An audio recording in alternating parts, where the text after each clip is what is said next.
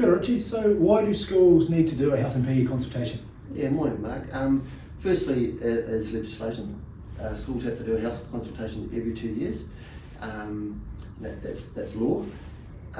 Also, doing a consultation with your community really drives that school community engagement, and especially in your country schools, your smaller schools, the school's a big part of community and vice versa.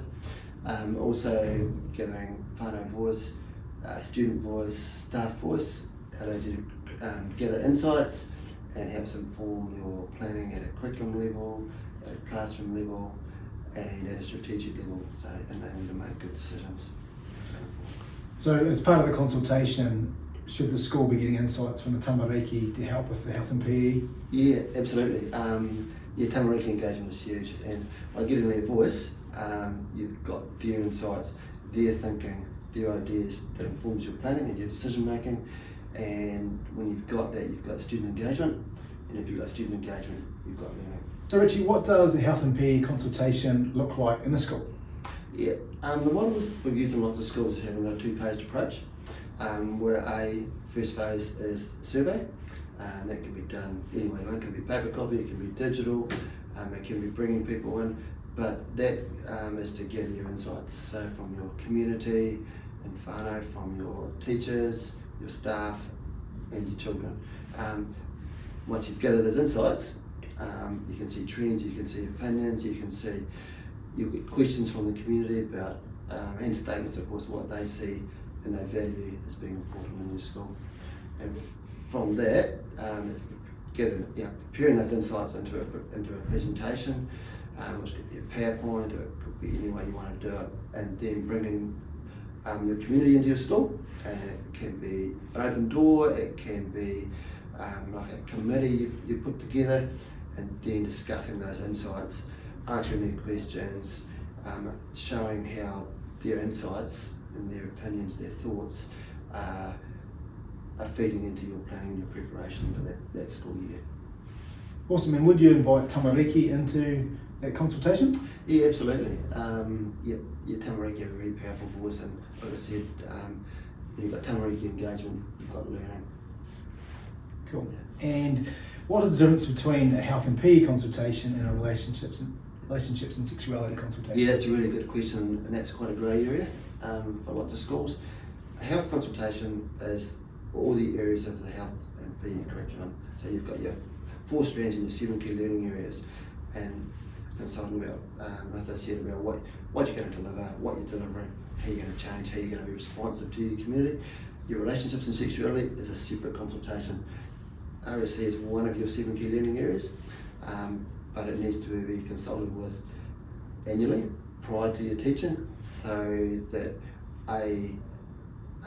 your community has the opportunity to ask questions, to clarify anything they don't understand, but also an opportunity for your school to advise your community. This is what we're going to teach, this is why we're teaching it, where the information we're teaching comes from, and there's some great resources, as you know, like Navigating the Journey from Family Planning, but also it's very important, the RSC, it's prior to your teaching, and it's no surprises, no secrets.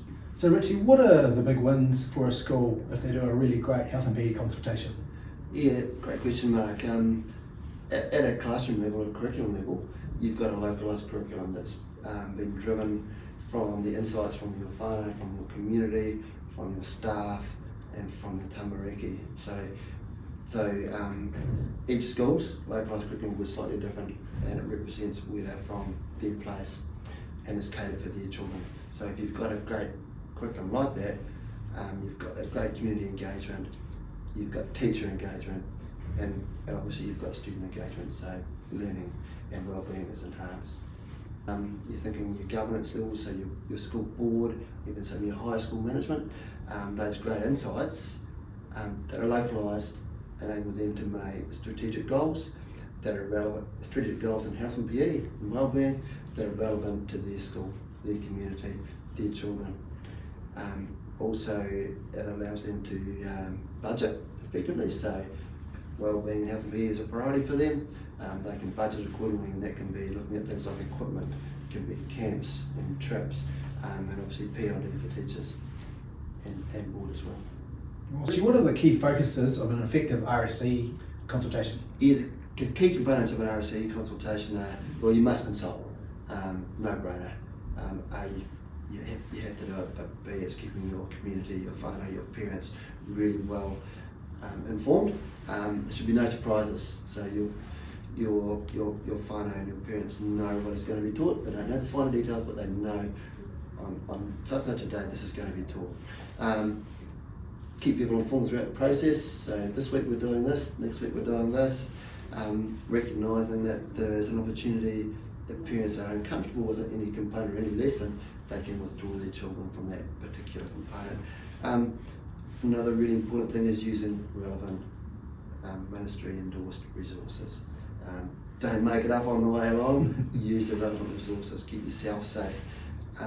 Another really important component is be informative without an opinion. So rather than putting your own slant on it, this is how it could be. This is how it could be for you. Those sort of statements. Why is it important to consult or do a health and PE consult every 2 years? Yeah, firstly, obviously it's legislation, it's law, you have to do it. But also in our school communities, they're dynamic, they're changing, there's children moving in, moving out, and it's a changing scene all the time. So to consult every 2 years, you're responsive to those changes, you're responsive to what your community thinks, and it can be things like political decisions, the economy, the amount of children that are transitioning through your school, whether that be through, at year 8, or in some of our areas, there's a high level of transients due to the dairy industry and things like that. So yeah, every 2 years, no brainer, because then you are being responsive to your community at that time.